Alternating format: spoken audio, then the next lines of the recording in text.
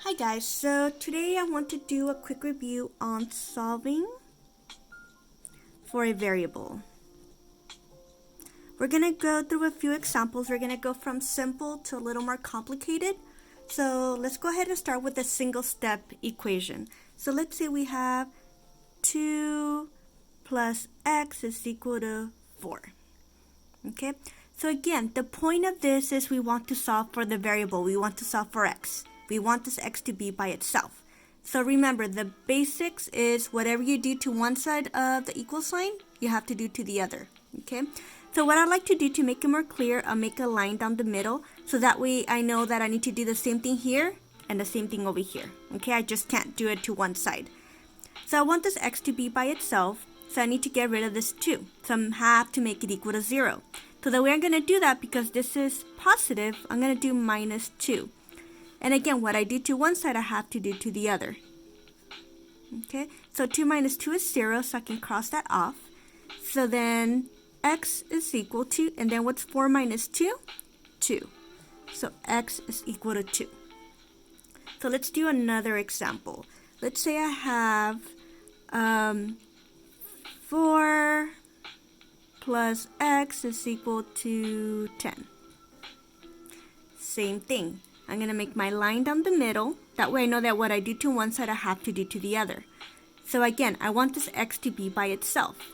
So I need to get rid of this 4. So it's positive 4, so I'm going to do minus 4. And remember, what I do to one side, I have to do to the other. So minus 4.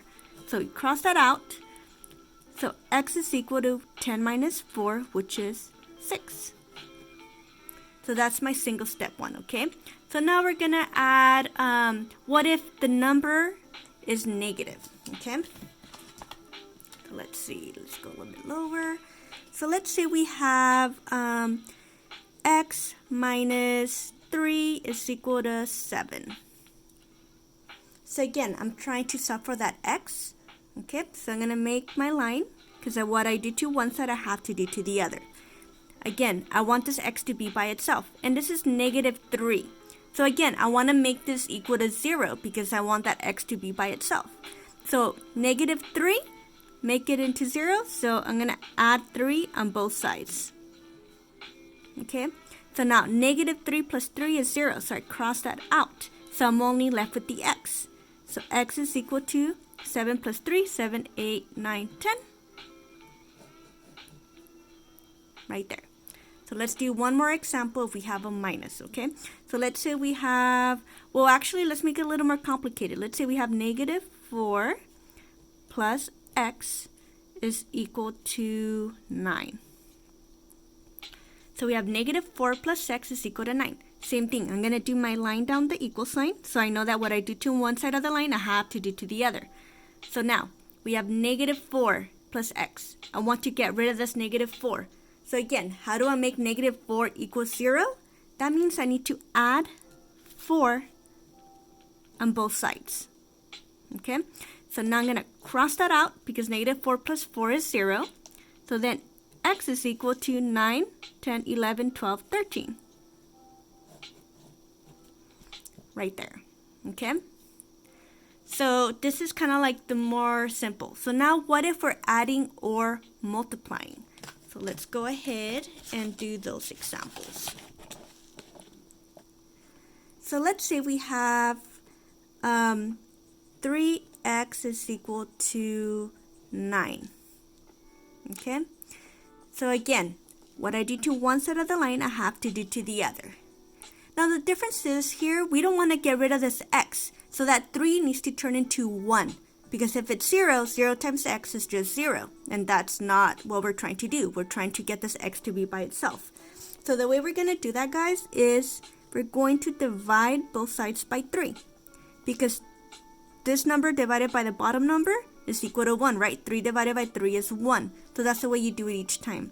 So then that crosses out. So we're left with x is equal to 9 divided by 3, which is 3.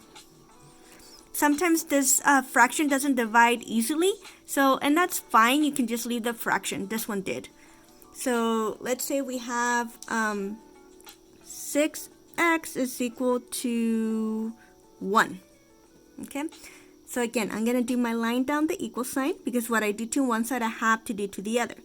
Again, I don't want this to equal to 0. I want this to turn into a 1, right? So the way I do this is divided by 6.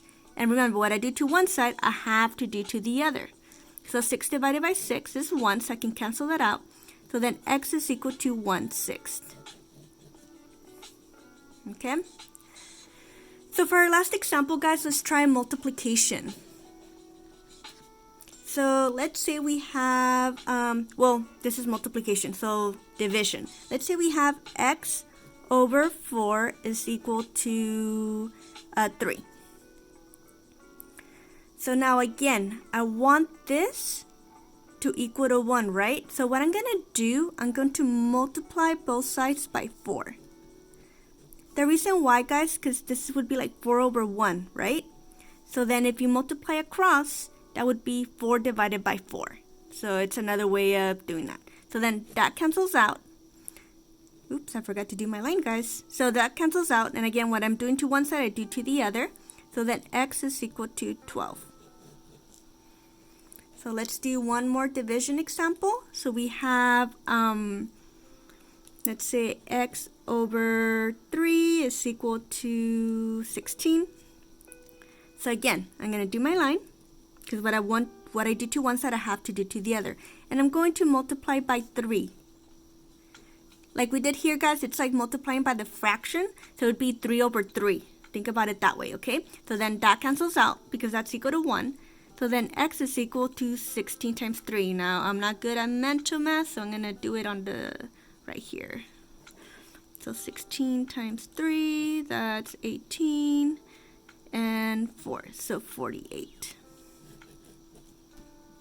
Okay, so again, if you have any questions, please leave me a comment and I'll help you out. Bye.